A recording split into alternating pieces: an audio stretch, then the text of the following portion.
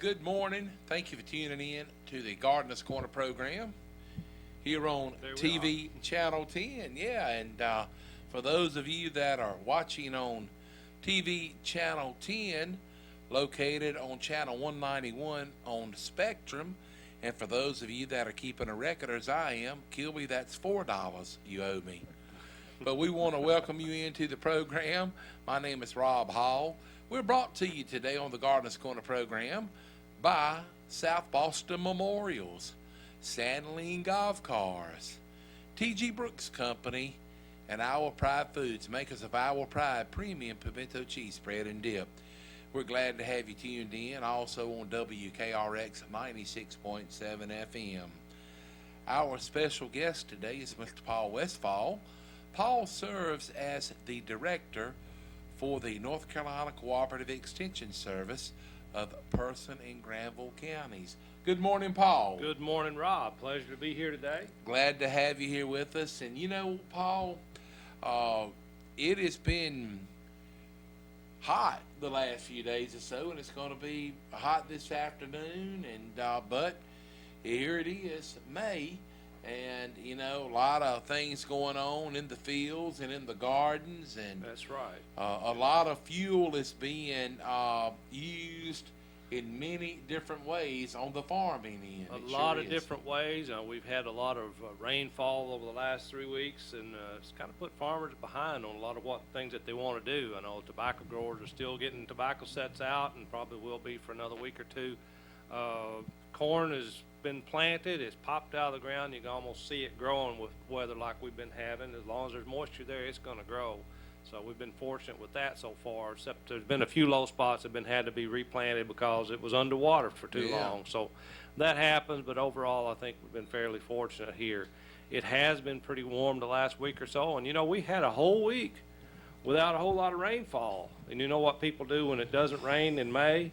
Mow hay. They cut hay, and then we've had a good week of hay making weather, you know, which is the best weather is, you know, pretty high temperature and low humidity, so you can get the moisture out of the hay, so you can get it dry enough to bale, and get that stored in a good dry place so it doesn't get rained on.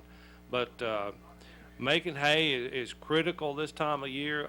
We've got cool season grasses, and you know, a lot of people have put clover into their hay fields to help boost the protein and help reduce the amount of nitrogen they have to add. But we've had some good haymaking weather in the last week or so, and people have taken advantage of it. And I noticed that a lot of people, farmers that had some wheat growing, that either got damaged back when it was cold. You remember that cold weather in March that we got after that nice warm February, and for one reason or another, you know, that felt that maybe the grain wasn't going to produce as well because of the cold damage it sustained, or we've seen a lot of Italian ryegrass in some wheat fields. So some farmers have opted to go ahead and mow that for hay and bale it, and you know, that makes some pretty good hay for cows and horses or sheep, goats, whatever. Yeah, you know, I think a lot of hay was ready to mow, you know, several weeks ago, but just with the rain and wet weather, I wasn't able to get it taken care of. But I know a lot of people, you know, has really got out and worked hard and, you know, trying to get the hay crops in. And, you know, when cutting hay, I don't know if it's ever been any experiment done on it or not, but I've heard some people say that if you cut hay and you have a little bit of rain on it, you know, right when it's first cut, it doesn't cause as much damage to it as if it rains after it's been, you know, laying in the field a few days, you know, and drying. But I have seen a few folks that had some hay to get rained on, and I've had several people say you mow hay or cut hay when the hay is ready don't worry about the weather. But now Well, we always try to watch the weather report. If it was only that simple, that'd be the thing. Now, ideal, you're right, a light shower on hay after it's been cut doesn't cause a lot of damage. It can cause some of the soluble nutrients to go out and reduce quality. If it stays wet for too long after it's mowed, then you can get into a problem with mold on the hay, which is not good for the hay, and certainly you don't want to feed it to animals after it's got mold in it. And you say, well, cut hay when hay's ready. Ideally, we'd be cutting our fescue right as the seed head is coming out of the boot. But that was about 3 weeks ago when that happened. And what was going on then? Rain. We had plenty of rain, some 5, 6, 7 inch rainfalls at one time, and that got everything wet, and that's what caused us to have some low spots that got replanted, as far as our corn and other crops. So ideally, under ideal conditions, yes, we'd want to cut it then, but I believe you do have to keep an eye on the weather if you want to make sure you get enough hay in the barn to get through the next feeding season. So it is a game of balancing things back around. If you get a window that's 3 or 4 days long, that's right, and you've got the weather, the sunshine, then I've actually told some people, well, if you see you got a weather projection that looks that good for that long enough to get the hay in, maybe you should start cutting the hay just as the rainfall is finishing. Yeah. As long as you can get across the field without getting stuck. Yeah. We've got a phone call on hold. We're going to get them on in just a minute. But, you said this before. It's a lot of farmers that gamble on a daily basis, and they've never been to Vegas before. Don't have to go there. They get plenty of opportunity to take chances. Yeah. Good morning. Thank you for calling the Gardener's Corner program. Hello? Let me see here. Are you there? Hello? You there? Oh, I got you there. Go right ahead. it's the pig man calling. Yes, sir. How you doing, John? Oh, I'm out here trying to get some of this last corn planted where we cut the haylage off of it. I had a question for y'all about haylage. Okay. We have a wrapping system, and for the last couple of years that I've been on the farm here, we've been doing this haylage before we plant wheat and oats or some type of grain mixtures. Maybe this year we put some ryegrass in with it.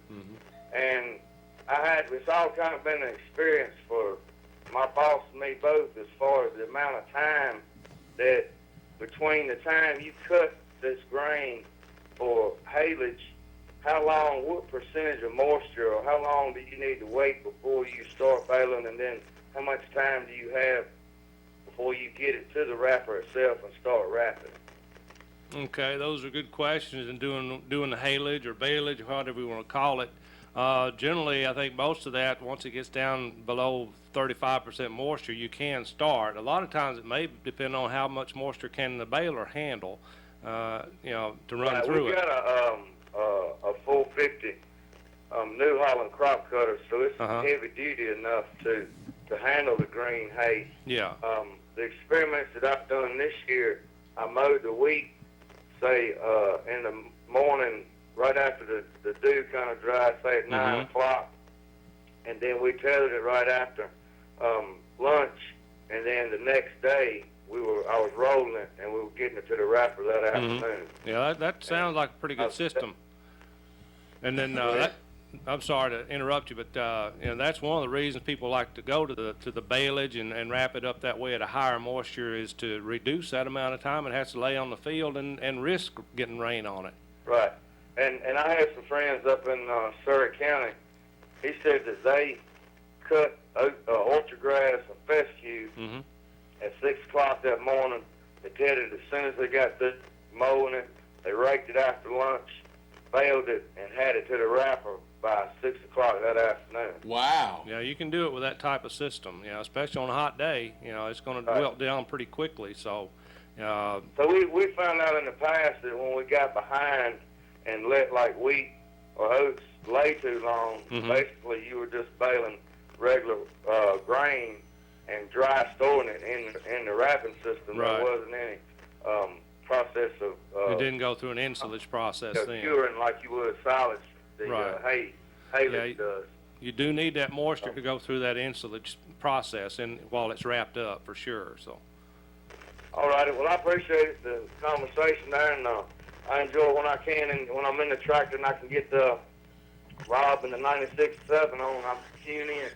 Well, we appreciate it, John. Good to hear from you. Talking to you, Rob. All right, man. Thanks for the call and good questions. Well, I'm glad that he made mention of that. He was referring to it as haylage, and Paul refers to it as baleage. Mm-hmm. But basically what it is, in the fall time of the year, a lot of dairy farmers and maybe some cattle farmers, they cut silage where they cut corn when it's green, and then they store it in pits in the ground, and it kind of goes through, I'm going to say, for the lack of a better word, a fermentation stage. That's exactly right. It's going through a fermentation to go through what we call the ensilage process. That way. And you say, what's that word again? Fermentation. No. Ensilage? Ensilage. Yeah. I've never heard that word before, but that means the same thing. Going through that process, okay. Going through a fermentation, going from like a green forage, and going through the ensilage process or the fermentation, which if you're a chemistry major, you can talk about all the starches and sugars and what happens to it, and the volatile fatty acids and all that fun stuff. But that'll put people to sleep if we talk about it too long on the radio. I know, but it's a process, and the end product is a fermented grass hay, for lack of a better term. And there's a number of words you can call it. I'm used to calling it baleage, because generally I've seen people go through, like Mr. John was talking about, baling at a high moisture, and he's got a specialized baler to do that with, and that's why I say bale it as high moisture as you can get if you want to go through this process properly.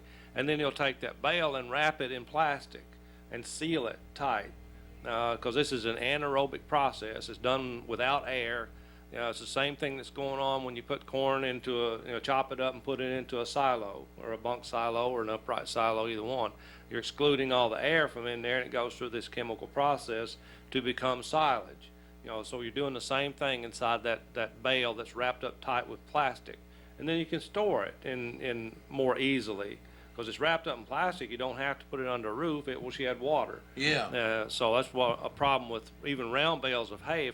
Even if they're wrapped tightly with net wrap, if you leave them out in the field and get water on it, you're going to have some loss of that bale through water penetration into the bale, and then the outer rings of hay will mold and drop off, and you pick the bale up and half of it sloughs off sometimes. Yeah. So that's not good, but that's a good way to get some high quality forage out for your cows, and we see more beef farmers doing this kind of thing. It's not just dairy farmers anymore. Yeah. Well, I was going to say, whether it's dairy cattle or beef cattle, they thrive on silage, but a lot of people, as John was talking about, and for those of you that's maybe out riding around sometimes, if you ever see like these rolls of long white plastic, okay, along the side of the fields or whatever, it's basically hay.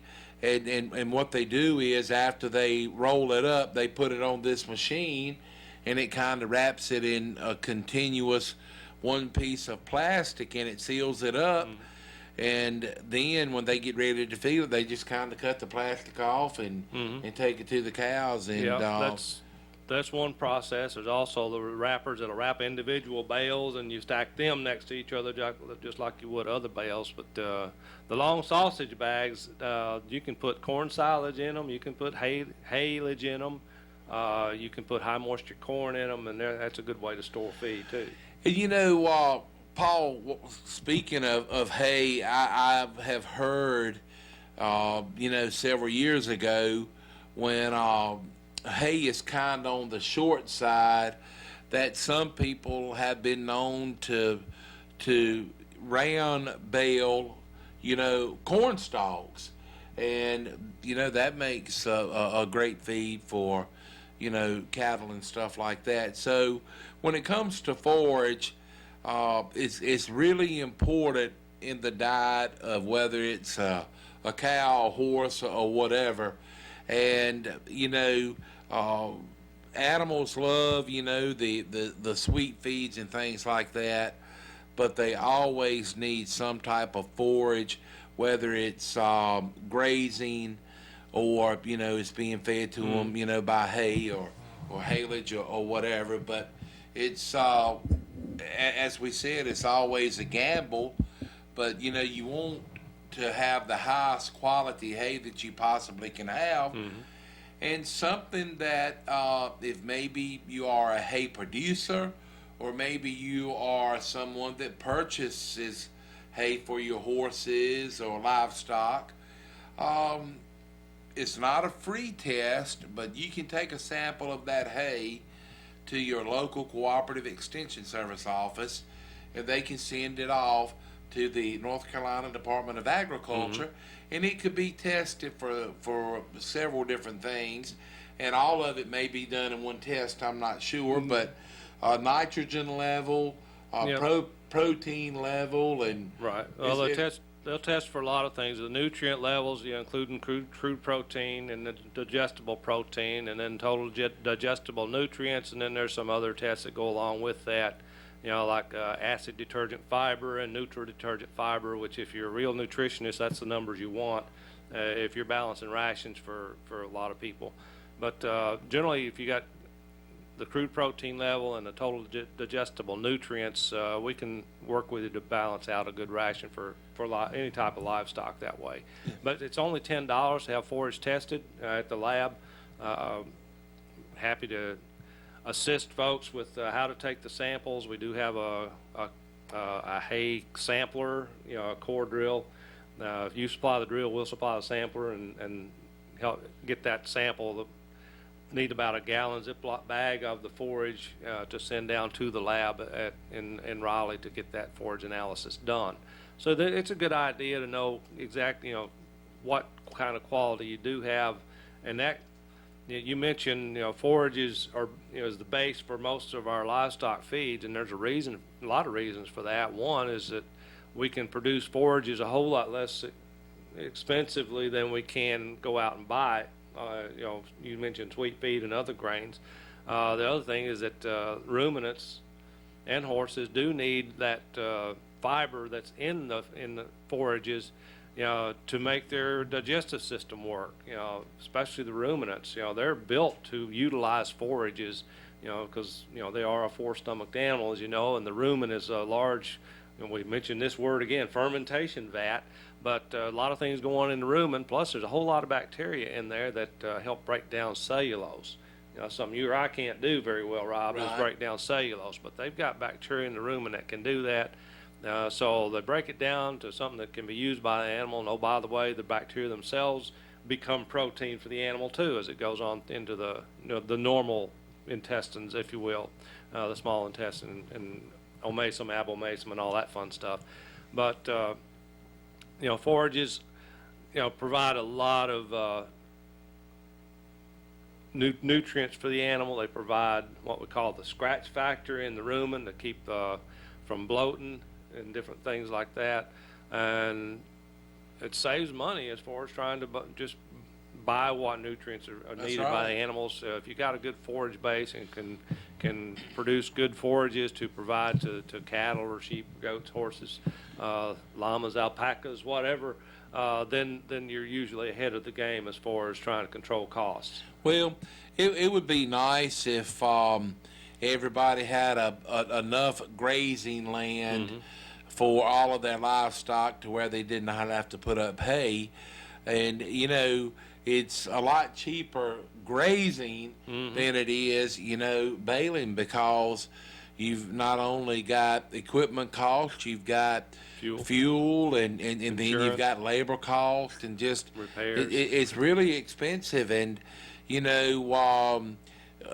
what you consider a good hay baling season is when you get all of your hay in the house without any rain, and also that you don't have any breakdowns or setbacks. Yeah. It's a successful season. Well, if you don't have a breakdown some along the way, you can consider that a success. But yeah, you mentioned quality of hay a while ago, and I wanted to mention a little bit more about that. You know, the longer the seed head is out of the boot on the grass, and the more mature it gets, the lower the quality goes. So the longer you have to wait to harvest hay, the chances are the quality is going to degrade over that period of time once that seed head is out. Well, you must have ESPN because ESP. But anyway, I was going to ask about that. You know, and what I was going to reference it to. A lot of people cut hay typically 2 times a year. Mm-hmm. I know some people that cut 3 times a year. And, you know, a lot of people that have a dairy farm and milk cows, some of them milk twice a day, some milk 3 times a day. And I have heard people say that if you milk 3 times a day, that'll give you about 20% more of milk. Mm-hmm. Now, is it the same way with hay? Do you get more hay by more than 3 times a year? Or is it just the quality of the hay as far as nutrients and go? Is it better that way? It's a little both. The main reason for cutting more frequently is quality, although over time you will actually get a little more yield of forage or hay that you put up by doing it that way. If we get 3 cuttings in a season, around here you're doing really well, I think, and I think that's going to be mainly the people that are set up to use haylage and things like that, because you can shorten that window of curing time. If you don't have to, all you got to do is wilt it if you're going to use it for haylage or wrap it up in a wet bale or anything like that. Most people aren't able to handle it that way. Like right now, people are putting hay on the ground and getting it in. If they're able to come back and put, say 40 to 60 units of nitrogen on those hay fields now, they might be able to get another cutting before midsummer. Right. So, because once we get into late June, our fescue, our cool season grasses are going dormant. Yeah. They're going dormant. They're not going to grow much during the summer as long as it's hot out there. And we kind of walk outside and hit that 98-degree temperature, and we kind of wilt too, I think, when that happens. But our cool season grasses just don't like hot weather. Now they'll go dormant until next fall, and then we have another growing season. That's when people can take another cutting of hay. That's when maybe that second cutting or third cutting gets done, is in the fall. Right. Well, and hay producers are just like your vegetable and fruit farmers. They want to raise the absolute best product that they possibly can, whether they're feeding it to their own livestock or marketing it. And, you want to have the best around. And because whether you're, operating a little roadside stand, whenever you get a customer, you want to do what you can to keep that customer happy. You need the customer coming back. That's exactly right. Repeat business is how you make your money. And, so anybody that, raises hay or buys hay, it's a good idea to have, some idea of the quality of product that you're getting. And also something else is not too bad of an idea. It's nice to where when you can deal with as few of people as you possibly can, but if you are one that purchases hay, it's not a bad idea for you to have a good relationship with several different producers, just in case if the producer that you're normally dealing with has some setbacks or problems, you need to have a place to where you can do business. And I know a lot of hay farmers that raise hay to sell. When the hay season, in wintertime it is around, and you don't have any forage or anything growing, a lot of the producers, they will hold on to a certain amount for their customers that have done business with them a long time. And it's really good if you can establish a relationship with somebody like that says, look, I'll hold enough hay for you and you won't have to worry about it. But you know, there again, whether it's, you know, spring, summer, winter, or fall, all livestock need forage in their diet on a daily basis. They sure do. Well, look, we're going to take a break and get a word on in just a minute. We'll head out to 411 Helena Mariah Road in Timberlake. That's the location of T.G. Brooks Company. They've been in business since 1936. Paul, you've been out there several times. Been out there a few times, yes. And you know, at T.G. Brooks Company, they always have a little bit of everything for the contractor, the farmer, or the normal everyday person. Yeah, it's a rarity these days to find what I consider to be a general store. That's right. That's exactly right. But T.G. Brooks Company, we'll get a word on for them, and want to let you know with Memorial Day just around the corner, if you're someone that likes to cook out on the campfire, they have the Lodge cast iron cookware. They've got the Grizzly coolers if you're planning to go camping. So just take a few minutes to stop in at T.G. Brooks Company, downtown Timberlake. We'll be back after this. The month of May, and May beautiful weather here in Person County, and it's full-time lawn and garden season. Right now is the time to have fun and beautify. T.G. Brooks Company has all your tomato plants, all of the most popular varieties. They have cabbage, broccoli, pepper plants, cantaloupe, plenty of vegetable plants, okra, squash, cucumber. They have herbs like basil, chives, thyme, oregano, dill, cilantro, peppermint. They have lavender. They have your garden flowers, so many, all kinds, impatiens, vinca, begonias, petunias, and many, many more. Get your garden seed. They are fresh and ready for planting.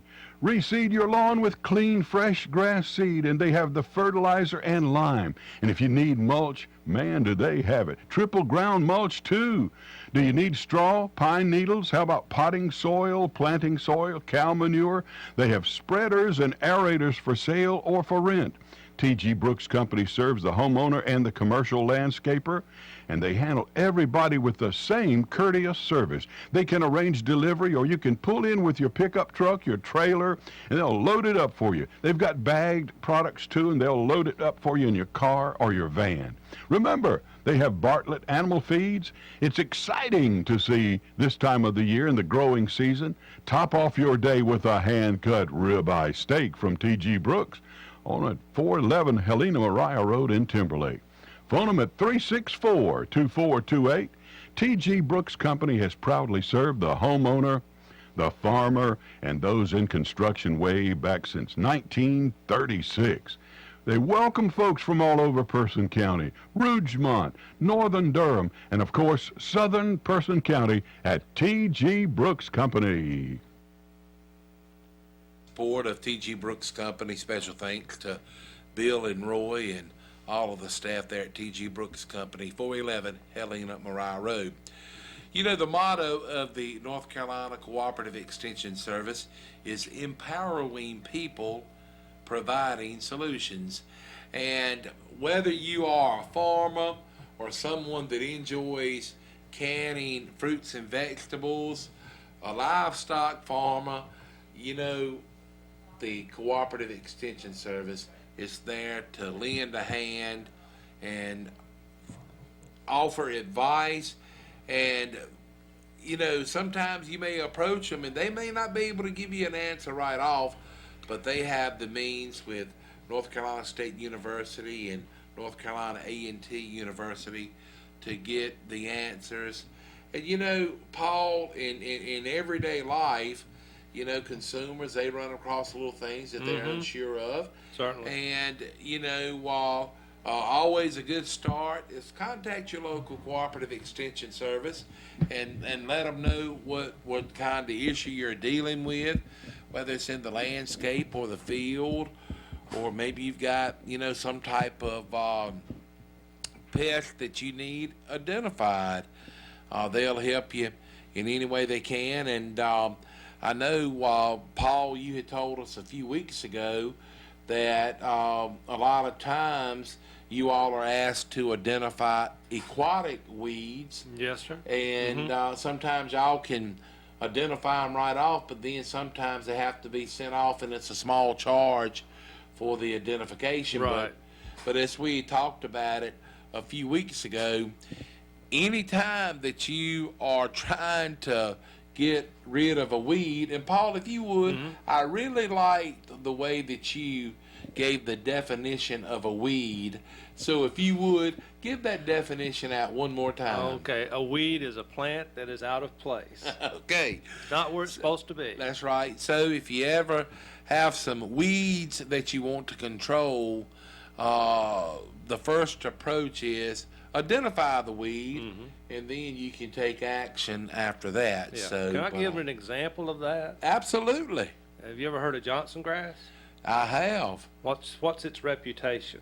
Well, we actually have a hayfield that has some Johnson grass in it, and it would really be nice if it was fenced in, because horses and cattle thrive on it and love it. But the only thing is it spreads really fast. It does. And it will take over everything. And once it's there, it's hard to get rid of.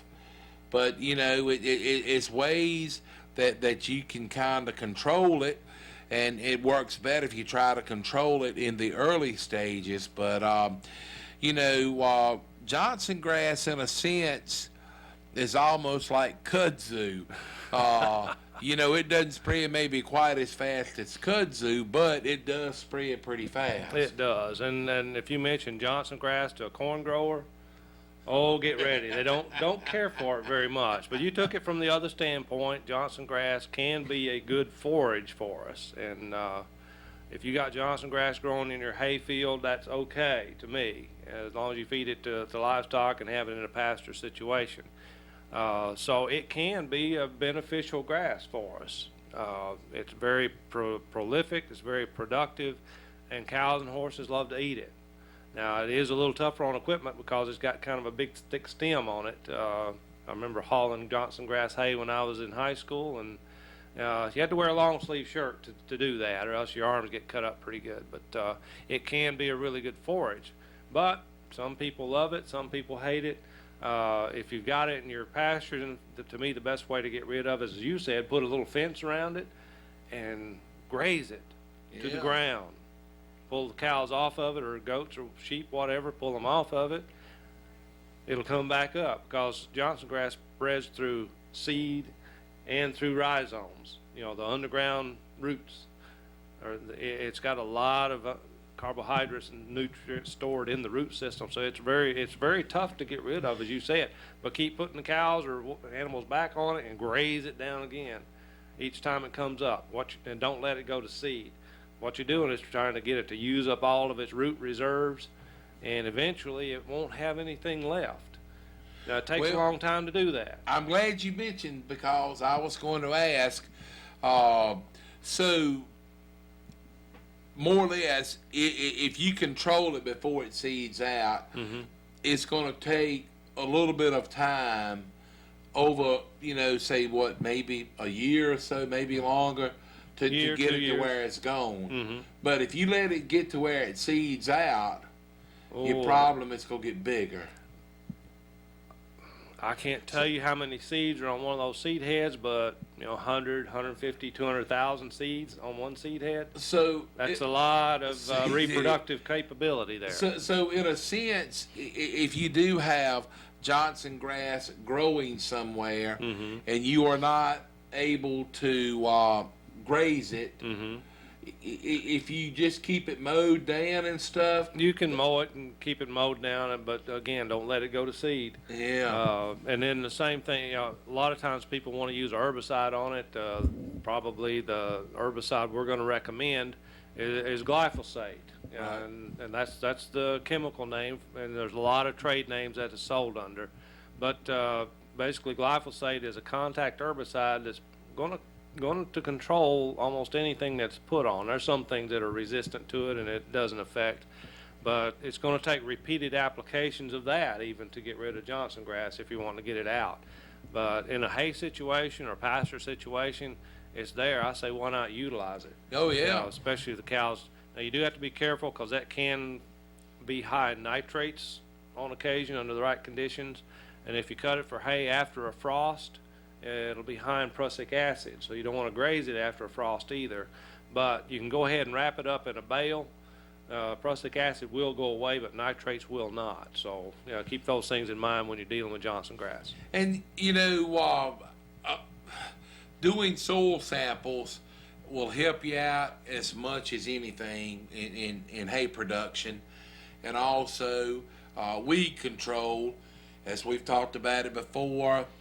When you're trying to get rid of a weed, the earlier you get rid of it, the easier it is to do so. And I'm not saying it's always easy, but the younger a weed is, before it gets matured, you're stand a better chance. A lot better chance. And we talked about this with buttercups a couple weeks ago, I believe. That's right. Sure you know, did. buttercups that are flowering and you put an herbicide on it, yeah, it's going to kill the plant, but it's a little too late. It's still going to be there next year. Yeah. If you want to control it, get it while it's young, while it's just out of the ground, you know, 2-3 inches tall. And if it's if it's coming up in your yard or something, you know, at the right time of the year, you would maybe want to consider a pre-emergent to take care of it. But anyway, Well, we need to get a word on for Lien Golf Cars. They've been a sponsor of the Gardener's Corner program a long time, and we appreciate it.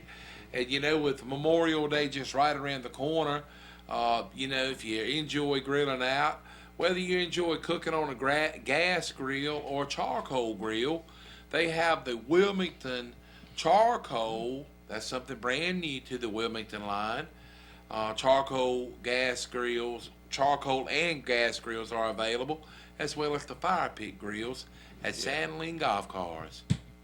Let's take a trip to Oxford and stop in at 613 Lewis Street, and we will be at Lien Golf Cars. That's the place where you can find Club Car and Easy Go golf cars. Lien Golf Cars has new and pre-owned golf cars. If you're wanting a gasoline, electric, basic to fully customized golf car, see Al, Hillary, or Will at Lien Golf Cars, where financing is available. Speaking of financing, 0% now available on Club Car and Easy Go golf cars for 48 months with approved credit. Call 919-693-4626 or toll free 1-800-221-9267. Visit the website sanliengolfcars.com. Check out the XRTs by Club Car, powered by a gasoline or diesel engine. These rugged, durable, and dependable machines are strong enough to handle anything around the farm, home, or lake. For all of your golf cart repairs, parts, service, and Trojan batteries, see Bradley in Dennis.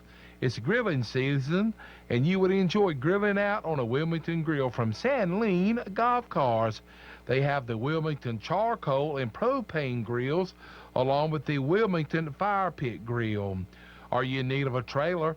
Lien Golf Cars has master tow utility trailers and tow dollies, dump trailers and equipment trailers up to 32-foot long that can handle 20,000 pounds by load trail. You can also get Calico stock trailers, Pace enclosed trailers up to 24-foot at Lien Golf Cars. So if you have something to haul, most likely you can find the trailer you need at Lien Golf Cars. Call Lien Golf Cars at 919-693-4626, toll free 1-800-221-9267. Lien Golf Cars is located 613 Lewis Street in Oxford. They're open for business weekdays 8 until 5:30, Saturdays 9 until 1. All righty, here we are back on the Gardener's Corner program. Mr. Paul Westfall is our guest today, and we're glad to have him here. And we're talking about hay, and, you know, it's been a lot of people doing everything they can to try to get the hay in a bale and and get it under a shelter. And a little bit of encouragement, a lot of the hay producers sometimes will offer a reduced price if you can, pick it up out of the field or get it before it's moved to the barn. And, the reason of that is it costs, in fuel and labor and things. And if you are someone that purchases all of your hay, your spring cutting of hay is typically a better quality hay than the fall cutting. And if you could go ahead and stock up some now and have it, and then by the time fall time of the year rolls around, when they will be mowing hay, you can kind of have an idea whether you're going to have enough to carry you through to the next year or not. But most of us are procrastinators, and we wait till the last minute. Well, the longer you wait, the longer it's in storage, so naturally the price would be a little higher after it's been baled and transported and stored. So if you got the space to go ahead and purchase it out of the field, that might be a good way to do it. And talk to your hay supplier about that if anyone's interested in doing that. So, but that could be a good thing. And a critical thing, I've changed gears just a little bit. It's maybe a little bit late now for a lot of growers, but they should have done 2 or 3 months ago. But you mentioned an ideal hay season is one where you don't have breakdowns. Yeah. It's rare that anybody doesn't have a breakdown right as soon as once they exercise the equipment again, because it's been sitting up all winter. Yeah. We recommend that folks that do hay and have hay equipment do all their maintenance, while during the winter, while there's other things that you can't do.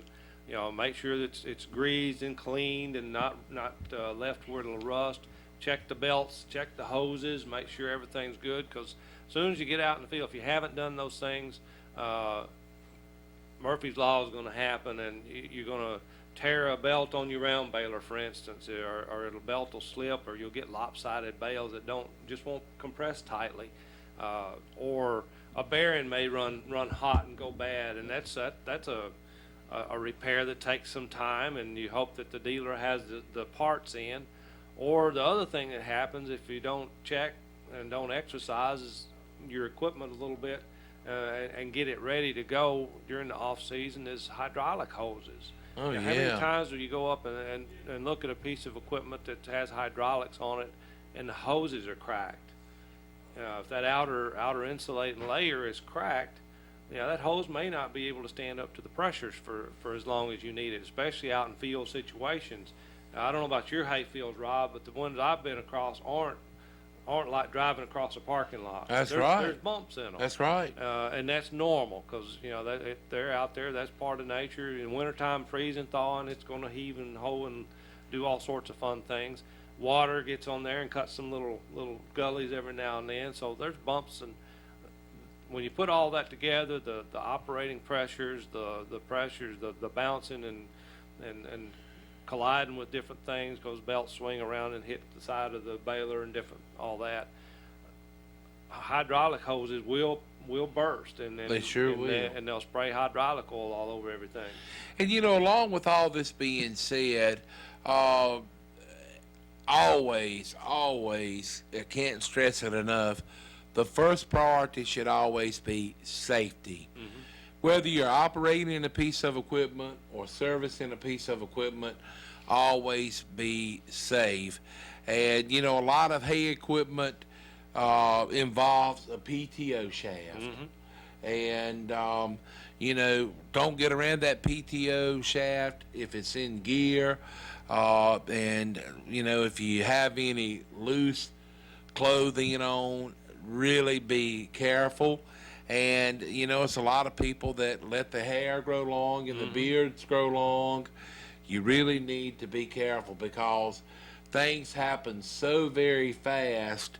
You could almost have your hand on the kill switch and it would happen so fast you wouldn't have time to hit the kill switch. That's right. And there's a demonstration we can do in the time it takes somebody to get wrapped in a PTO is just take a broomstick and have them hold their hand around the broomstick, drop it, and see how quick they can catch it. And in that, half a second or so, PTO shafts turn at 540 RPMs, Yeah. most of them. And it doesn't take and no time for them to do a lot of damage. Divide 540 by 60 and see how many times per second that PTO shaft goes. Yeah. So that's you can get wrapped up before you know it if you're not careful. Yeah, but please exercise safety, and when you're working on equipment, chock the wheels. Make sure the tractor is the brake is locked, and I've done it before. And one of the guys that was helping us the other day done something, and I said something to him about it. He was standing on the ground and started the tractor. Oh my goodness! And I told him, I said, I don't like. I said I've done it, but that's something that's very dangerous. Which a lot of the newer tractors have neutral safety switches on it. Right. But that switch may not always be working. So Switch may not be work, or some people will disable it. But where we see that more often is in the old tractors. That's right. The farm hauls and the old John Deeres and things, and that's a pretty dangerous thing to do. You if it's not in gear and you start it, it's okay. You can get away with it. But too many times we think it's not in gear and it actually is. We hit that starter switch and the tractor will jump, and then you're taking your chances, I guess, as to whether the tractor's going to. If it happens to start and it's in gear, it's kind of hard to hold it back. And not always, but most cases, accidents happen when you take a shortcut. We need to get a word on for South Boston Memorials, and we've got a young lady that's in the studio with us, and we're going to spend just a few minutes with her after we hear a word from South Boston Memorials. South Boston Memorials, located 1439 Seymour Drive in South Boston, Virginia, has been in business since 1958. The Myers family of South Boston Memorials believe that every life has a story. For 4 generations, their life work has been to present and preserve that story for our prosperity to hear. Allow South Boston Memorials to tell yours. South Boston Memorials has granite memorials, markers, and mausoleums, over 300 in stock. In-house laser etching is available at South Boston Memorials, and they can also make pet markers. For memorial benches, vases, and monuments, call on South Boston Memorials at 434-572-3859 or visit their website, sobomemorials.com. That's 434-572-3859. South Boston Memorials is located 1439 Seymour Drive in South Boston, Virginia. Like us on Facebook or visit the website, sobomemorials.com. All right, here we are back on the Gardener's Corner program. We've got just a few minutes left. Miss Emily Roberts is here with us today, and she is actually a North Carolina State University student, and she is an intern for the Cooperative Extension Service office here in Person County. And Emily, I understand you're going to be graduating in December? Yes, sir, that's correct. Now, what are you majoring in at North Carolina State? I'm majoring in extension education, and I'm minoring in animal science. Now, as far as extension education, what does that entail? As meaning, do you want to go ahead and become an extension agent, or do you have some other ideas that you would like to pursue a career in? Yeah, as of right now, I'm definitely considering becoming an extension agent. This internship this summer will definitely help show me what, in more detail, what all they do and their in and out day-to-day tasks. So it's really exciting. But yeah. Well, they cover a lot of ground, and if you're a people person, I think it's a wonderful occupation, and you seem to be a people person. Emily, I understand you're from down in the Creedmoor area. Yes, sir. Creedmoor. Do you come by chance from a farming family? No, I do not come from a farming family. I actually got horses when I was in, like, late middle school, high school, and then I was heavily involved in the FFA all 4 years at South Granville. Well, the FFA, as we've talked about many times, is a wonderful program along with Forage, and we like to encourage anyone, anytime you have the opportunity to support those entities, please do so, and because they are more or less our future, Paul. You They know what? certainly are. You bet. Well, look, Emily, the best of luck to you, and who knows, you may be an extension agent here in Person County in the next several years or so, but the best to you, and maybe we can get you back out here on the show with us sometimes, but just make a lot of notes and refer to them often, and I think you'll be just fine. Definitely. Thank you. All righty, that's going to wrap it up for today's edition. Thanks to Our Pride Foods, South Boston Memorials, Sandling Golf Cars, and T.G. Brooks Company. A special thanks to Mr. Paul Westfall, the Director of the North Carolina Cooperative Extension Service for both Person and Granville counties. My name is Rob Hall. Want to wish you and yours a happy and safe weekend, and we look forward to seeing you next time on the Gardener's Corner program.